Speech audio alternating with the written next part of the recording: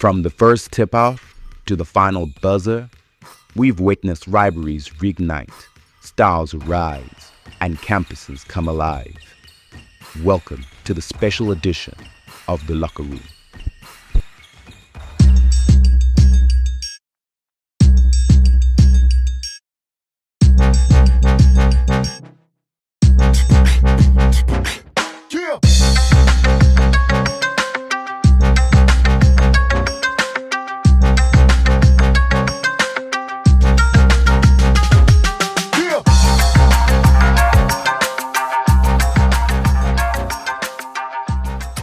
Legends, this is The Locker Room.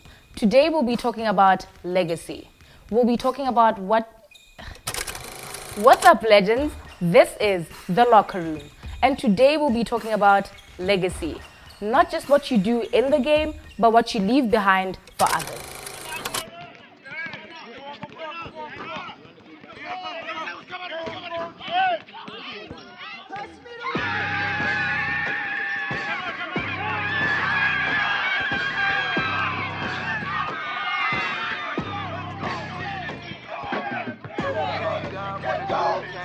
You should have had that, bro. That nigga swallowed you. You should have put that on the board. Yo, calm down. You got this. You got 10 seconds to start. I got it. Let's go. Lock it. Ramos on 3. 1, 2, 3. Let's go. Every last chance we get up.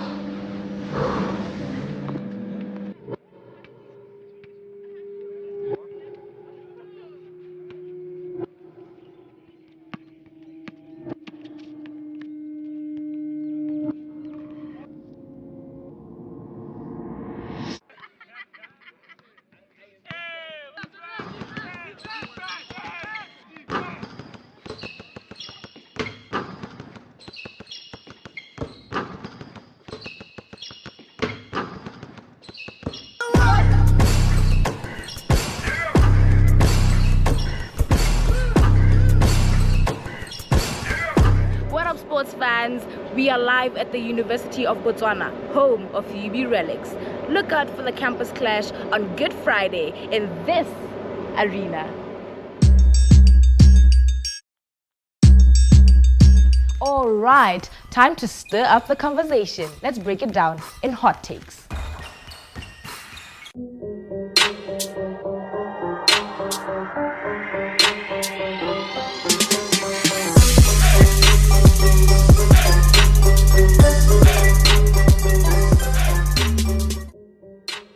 Go!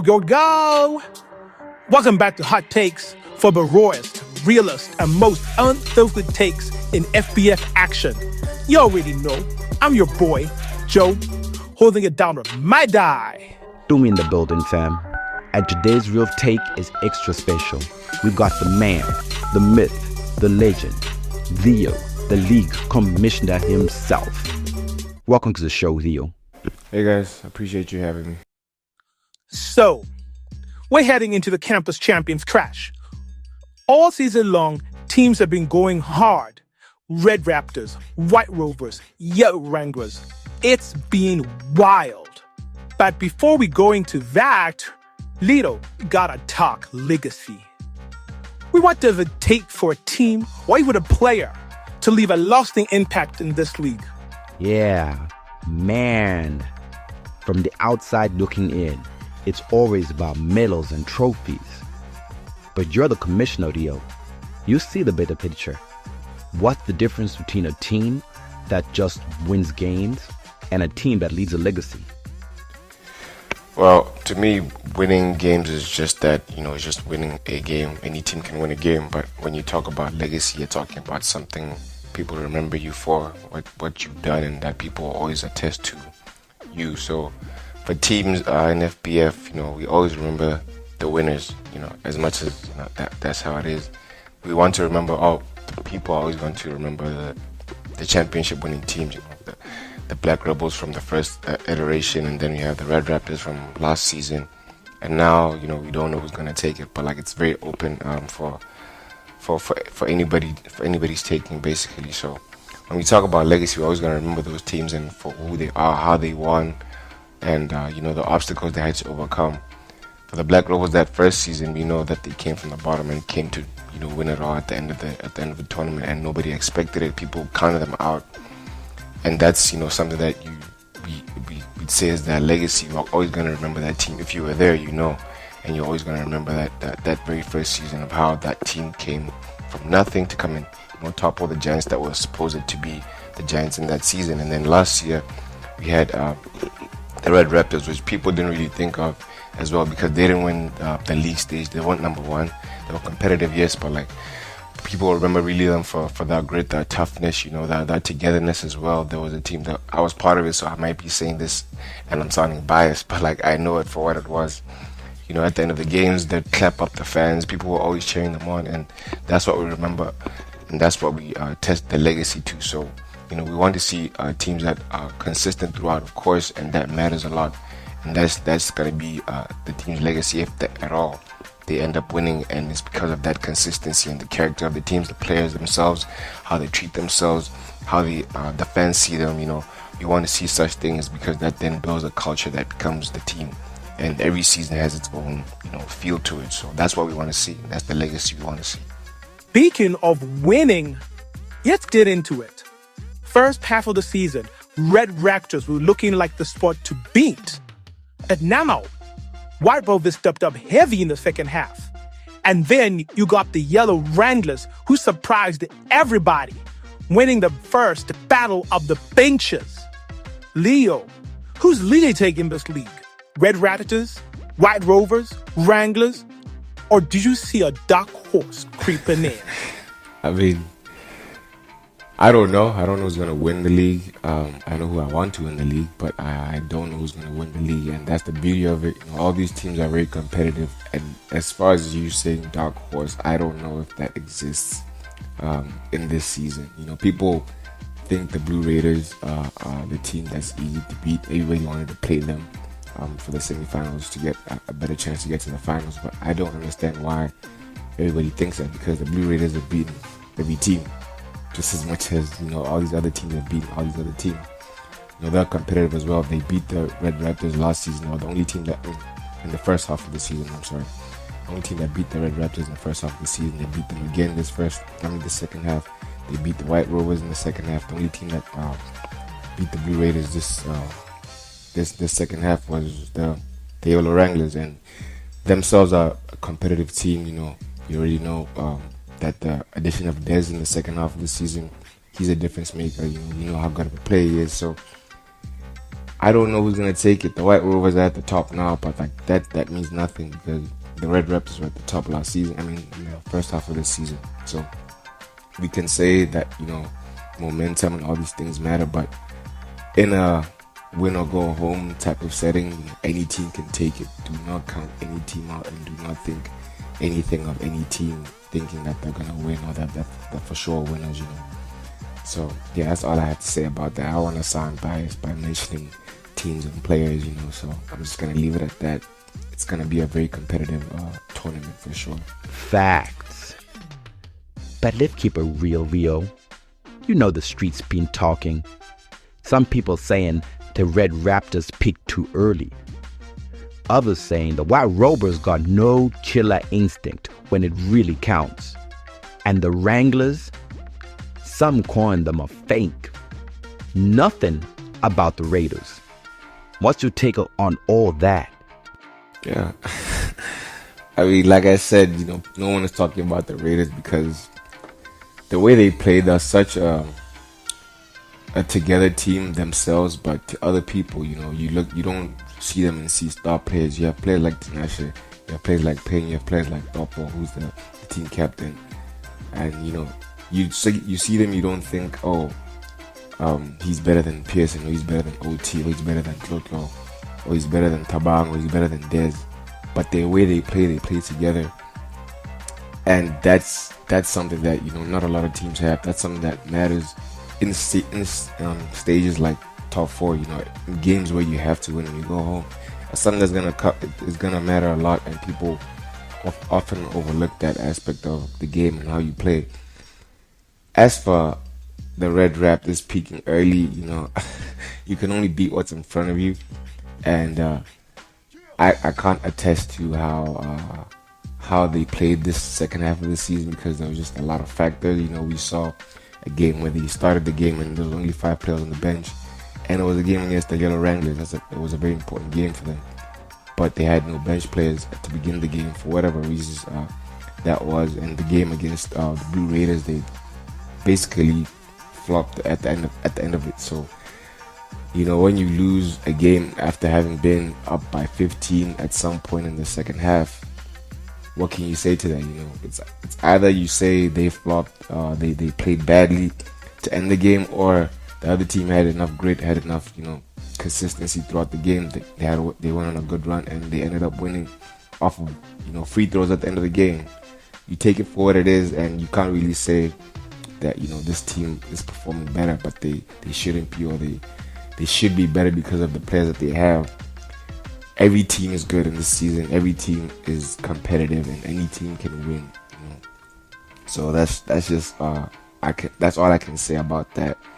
The White Rovers are, I mean, like I said, I just counted out you know, some of the most important players: your Pearsons, your OTs, your Jadens, and now they have Tower, who's a very impactful player.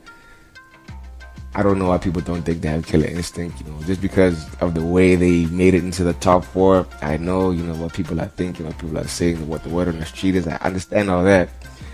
But, you know, I mean, sometimes you have to be strategic. I guess that's how they see it. I understand the vision. I just don't know if it's going to work out because, like I said, you think you know what you want, but, you know, every team should be being careful of what they wish for. How the seating is right now, we already know who's going to play who or who wanted to play who. So we'll just wait and see how the top 4 goes, and, you know, wait to see who comes out victorious from all these 4 teams. I'm definitely excited for it. And speaking of shining under pressure, what about the Predators, Rio? We got some guys this season who've been carrying their teams on their backs. That women we talk a legacy, we're talking about dudes who inspire beyond the court. Who's been that guy this season? Well, I don't want to talk up anybody and sound biased. I'm sure people will be thinking, you know, the star players. I don't want to say anybody, but like people would have the people that they think should be highlighted. I mean, want to be highlighted in this moment. But for me personally, I think it's Tinashe. You see him as soon as he touches that basketball, as soon as he gets to play on the court, then you will understand just what I'm talking about when I say this guy is so impactful for his teammates and for his team, and to his teammates he's like one of the biggest voices in his team. I'm sure I played with him multiple times, I've played against him multiple times, and I've seen him develop into the player he is to this day. And not just a player, but like a young man who on the court, off the court, you can look to him, you can talk to him. He's such a very young, inspiring guy. You know, if you met him, I'm sure you can be able to understand what I'm saying. But like, he's a giant on the court, even if he doesn't look like it. You have to give it to him. You have to give him his flowers. So that's who I think when we talk about, you know, leadership, work ethic, and influence for his team and to other players. You know, watching him, that's the guy.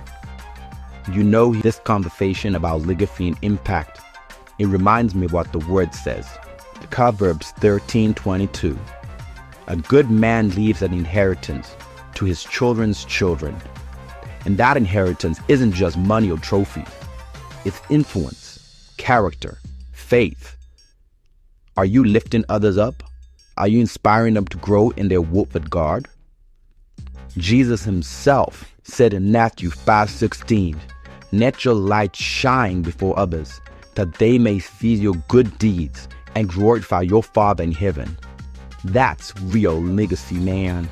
Winning games is cool, but when your light impacts people for the kingdom, that's something eternal. Preach, Tumi.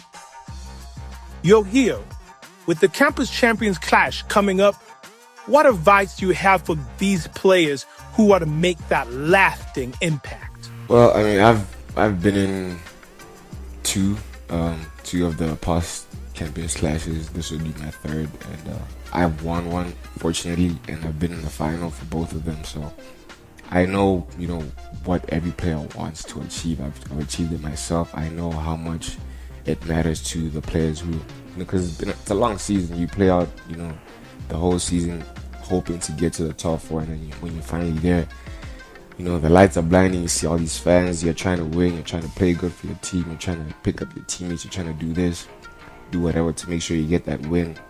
And all I could say to all these players is just play your game, do the best that you can, leave everything out on that court. In every game that I played in the finals, in the top four, whether it was the semifinals or the finals themselves, I gave my heart out. I bled on that court. I jumped for every loose ball. I hustled for everything. I picked my teammates up if they were down. In the first iteration when we were playing the Black Rebels in the final, my teammate literally missed the game-winning layup, wide open. And when that happens, it's very easy to look down on yourself and think, I'm not good enough, I can't play, I can't do this, I let my teammates down. But you just have to pick him up, pick his head up and tell him, that's just basketball, that's how it goes, You left it all out on the court, you had your fun. Unfortunately, it didn't end in a win, which, for 3 other teams, they're not gonna win. That's, I'll talk about 45 players that aren't gonna, have that glory of I won the championship. It's only gonna be a couple of players who get to experience that. So even if you don't, just leave it out there and make sure that you give your best and have fun. That's the most important thing. Just have fun, and enjoy the game. That's all I can say. For real. And with your back on the season, the real champions are the ones who shine on and off the court. Stay locked in, fam. The Campus Champions Cash is almost here, and we'll be here to break it all down. That's a wrap on Hot Takes. Leo, I appreciate you coming through and keeping it 100. Yeah, thank you very much. I appreciate you talking to me and inviting me on the show.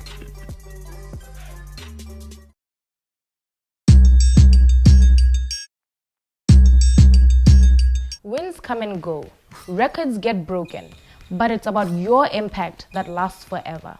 It's about how you treat people, how you lead them, and what you give back to others. What's the legacy you're building?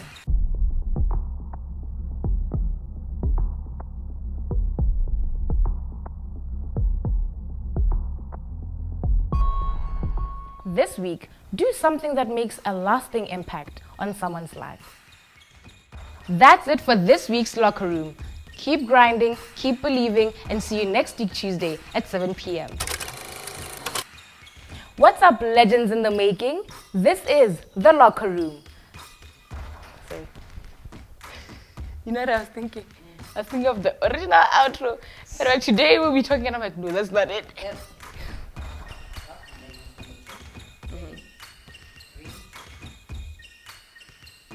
What's up, legends in the making?